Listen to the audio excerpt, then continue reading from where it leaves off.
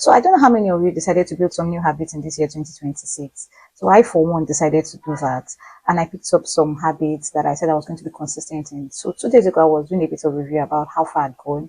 And I realized that I did win in some, I didn't do so well in some others.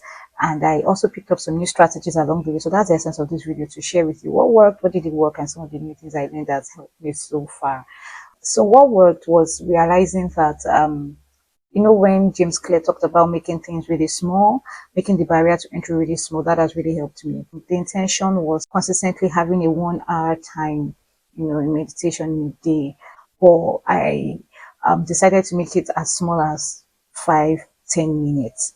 And then that has helped, because even on days where I'm not able to spend 1 hour at a stretch, I still get to do at least 5 minutes, and I stick to my schedule. Something else that has helped is the fact that I've been able to understand my peak period. So as a busy mom, especially when you have toddlers, it's very important that you understand your peak times and the times where you're most productive. And for me, it's very early in the mornings, around 4:30 a.m. to about 6:30, before the children wake up. Like those 2 hours, 4:30 to 6:30 a.m. are really gold mines for me, and I try to put in as much work within that time as possible. And I've put in some of the habits within that time. Like what's not working, I think for me, it's the fact that I was trying to build too many habits at the same time. So guys, I had 7 things that I was trying to build on a daily basis consistently, because I felt those things were important to me. But I couldn't stick with 7 at a go. So I've had to streamline it down to 4. I'm sticking with those things that are most pressing at this stage of my life. And let's see how that goes.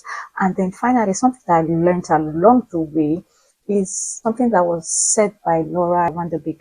She was invited as a guest on Mel Robbins' podcast, and she said 3 times a week is a habit, and we should not beat up ourselves if you're not able to stick to something on a daily basis. But if you can do it consistently for at least 3 to 4 times, we can consider that a habit. But I've given my own benchmark 4 times a week, not 3 times, because 4 times means I'm doing it more times in a week. And that has helped me really, because that helped to program my mind that even if I miss a day, or at least 2 due to some emergencies, if I'm able to stick to at least 4 times in a week, I should consider myself having been consistent in this thing and building a habit around it. Let me know about you, what has been working for you, what hasn't worked. Let me also learn from you. So my name is Adu. I'm a mom, I'm a lawyer, I'm also an entrepreneur, and I'm fairly new on YouTube. So in case you're wondering, what can you do to encourage this lady? Simple: subscribe, like, share, and I also want to see your comments, right?